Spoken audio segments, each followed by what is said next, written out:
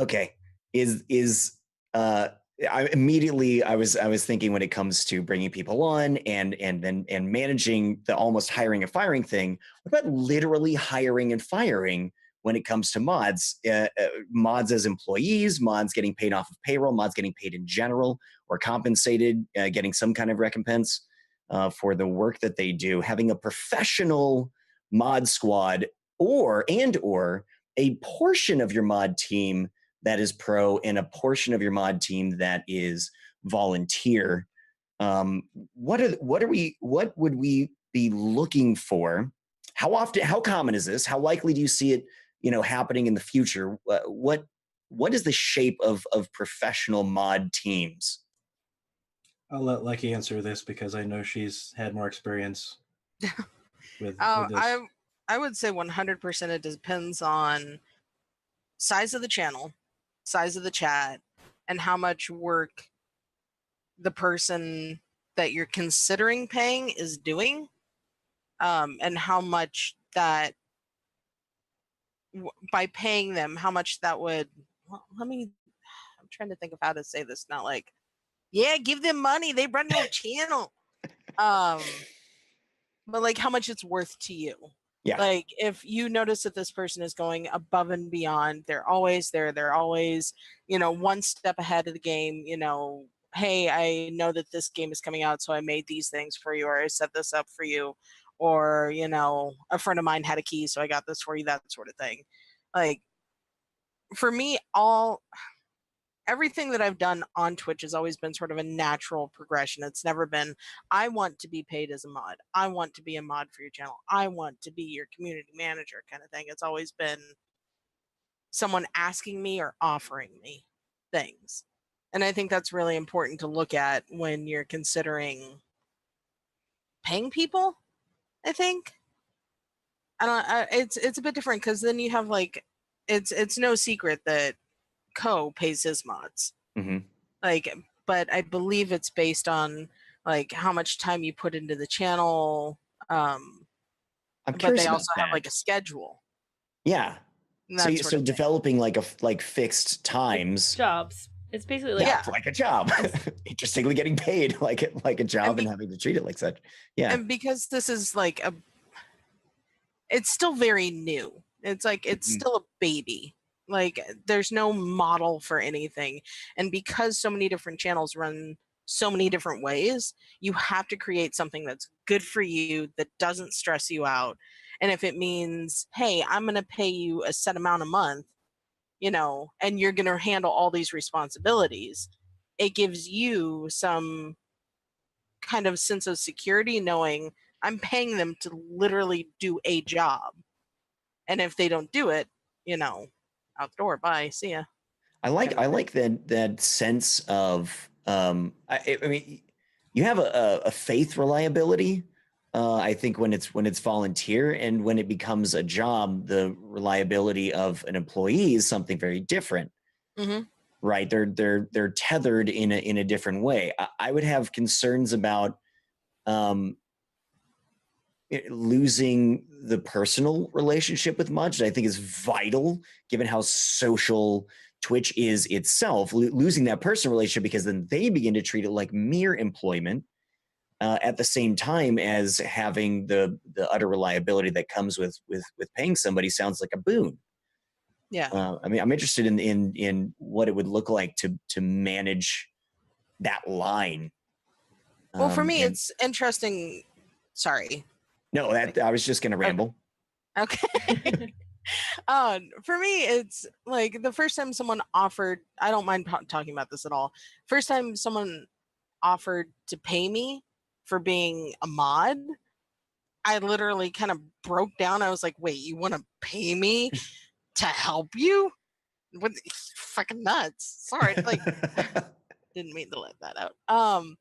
Like it was such a shock to me because I operate on like you help as many people as you possibly can in life. Like that's why I was put on this earth. Like I'm here to make other people's lives easier.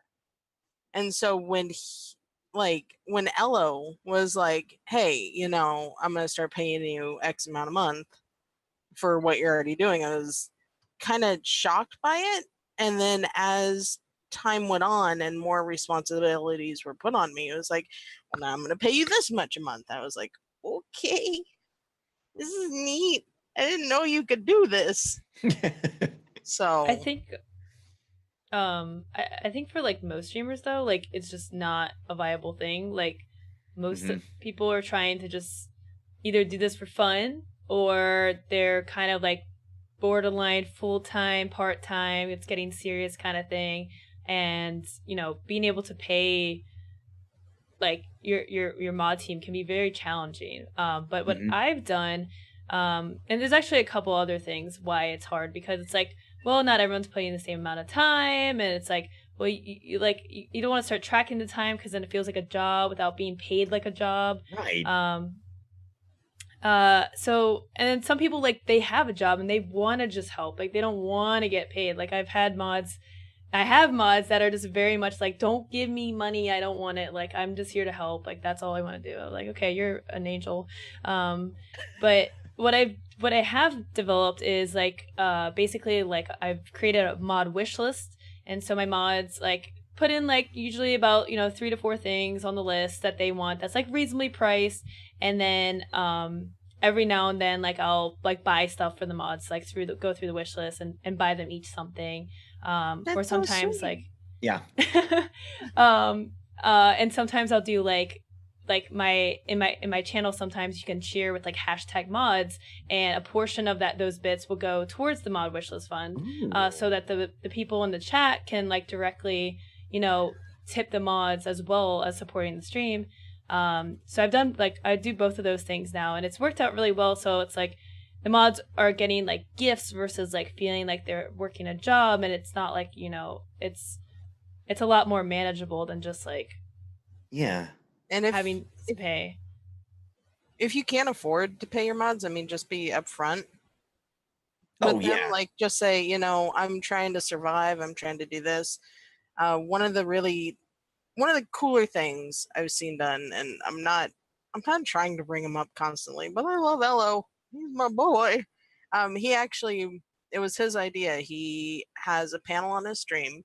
If you go down below, and there's a link to each of the mods' individual PayPals, and he says, if they did something awesome, or you like them, or you hate them, or whatever, these are their PayPal links. Like hate money. Yeah. They hate they hate money, so don't give it to them. So if you hate them, give it to them.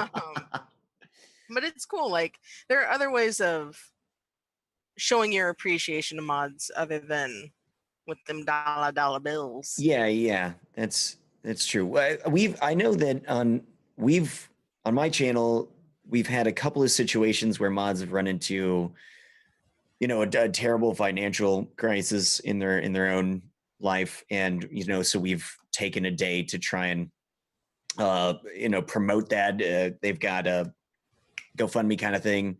And also we'll just be like, all the tips and cheer for the day, it goes to that mod. And Moblerd, do you remember, I think John still does this, John Sandman, right? He do like a once or twice a month like mod appreciation day? Yeah, where like basically everything that comes in for that day. Yeah. And I just want to add that broadcasters shouldn't feel bad that they're not able to pay mods. I think a lot of broadcasters really, really, really wish that they could pay their mods, because the mods are enabling them to do what they do. And there's some amount of guilt, I think, that a lot of broadcasters have. But ultimately, the moderators shouldn't be there just for money. In my opinion, if you're finding that you can only get people to stay if you're paying them, then that's actually a symptom of a problem. Right? Definitely. The pay is not meant to be a way to attract people to your channel. The pay would just be, I need you to go above and beyond the normal roles of moderation. It's the reward, not the draw. And I need to make sure that your time that you're investing in me, that I'm able to now invest some back into you to keep this being a worthwhile relationship, and to make you feel like you're not being used, etc.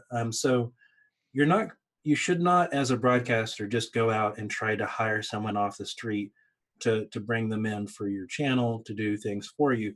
It should be more about, you know, I'm asking them to go above and beyond, or I'm able to afford rewarding the people who've stuck with me the longest, or who do the most for me, or whatever else. And I think that I've been paid more in like Steam gifts and stuff like that than I've been paid in actual dollars, because it's just a token. Like if I was actually charging them for what I feel like, you know, I'm worth, or my day job pays, or whatever else, they couldn't afford to have me around. It's just more of a token of appreciation. Hey, I know what you've done for me. I just want to give you what I can afford to give you, based on just my appreciation of you spending your time with me here. So I think that's good. But if you're going to have a regular role of someone who is being paid, what I would strongly encourage is some type of a contract, some type of a written down understanding between what that moderator is in charge of, you know, and what the broadcaster expects. So oftentimes where I could see something going horribly wrong is if it's just kind of, I'm paying you so much a month, so you should be doing X, Y, and Z for me, and they just keep adding on to the pile and adding on to the pile and not paying them more. And that could easily equal a burnout situation as well. So have kind of a defined role. I mean, think of it as you're going past a volunteer into an actual job, and that job requires the expectations to be agreed upon by both sides. And so having something in writing is key, in my opinion. I think that's where a long-term mistake could form if that was never written down. Mm-hmm. For sure. So we'll get into